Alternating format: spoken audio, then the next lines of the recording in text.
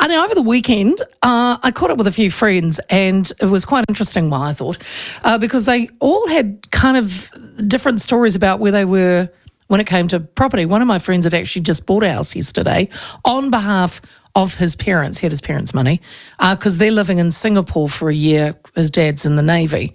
So they had nowhere to come back to, but they had money from a previous family home.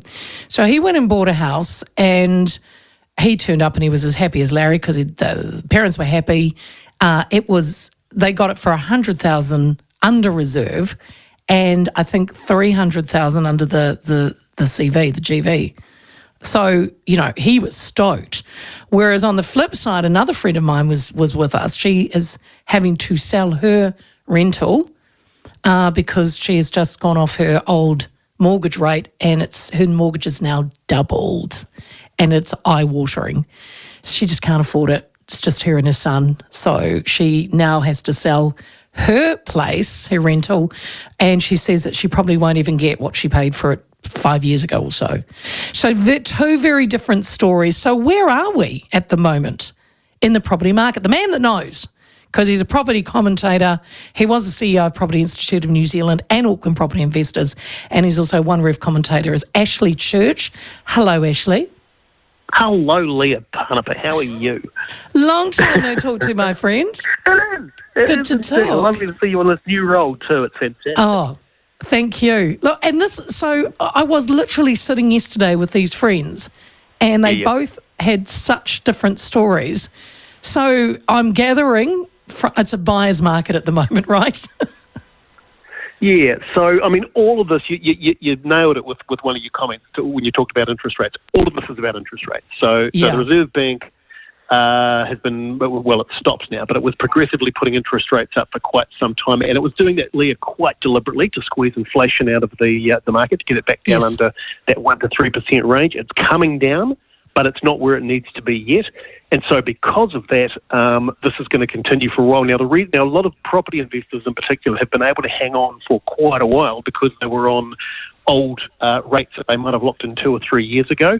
But like your friend, a lot of that's now coming up for renewal, and what might have been a 4.5 or rate suddenly becoming 7.5. It's just impossible. Eye-watering. It is. Eye-watering. You're right. It's a very good way to describe it. Ashley, have they gone too far then, the Reserve Bank? There are people hurting so much. They're digging in though, aren't they?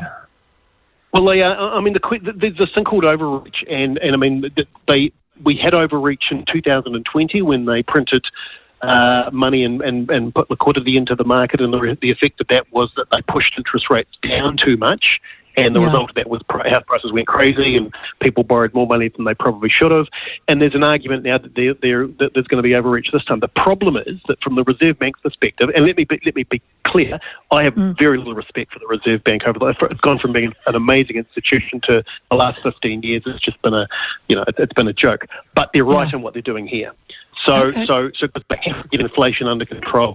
So whether overreach would be judged by them going too far and getting under, back down to about 1% rather than 3%, and time will tell on that. But look, there is a little bit of a silver lining for property investors in all this, and that is that the Bright Line test, I'm not sure whether you're aware of that, but that was this rule that Labor had extended out to 10 years where you couldn't sell your property within 10 years or you effectively paid capital gains tax on it. That goes back to 2 years on the 1st of July.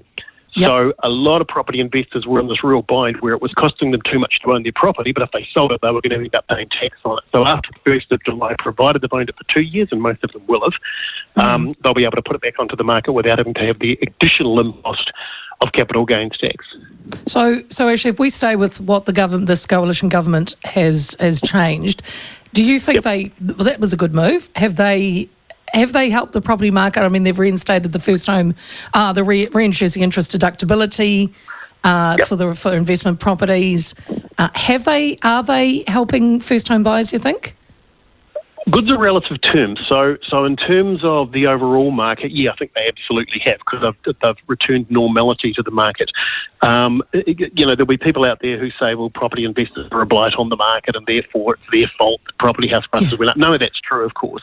And property investors actually do a public good by providing the rental housing that the government can't afford to provide. But in respect of first home buyers, which is a question, It's a really interesting question because they're actually still in the market. In fact, they're pretty much the only buyers in the market, and they've never really disappeared from it. So, yeah, first-home buyers have been in there the whole time. They're in there right now. They're pretty much what's keeping most real estate agencies going right now.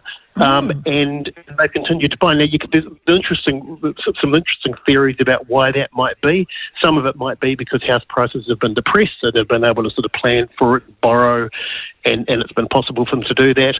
It's an interesting time, but they haven't disappeared. They're still there, and all the indications are that when the market recovers again, they'll still continue to be on the market. So they're, ironically, the ones that are actually suffering least from all of this.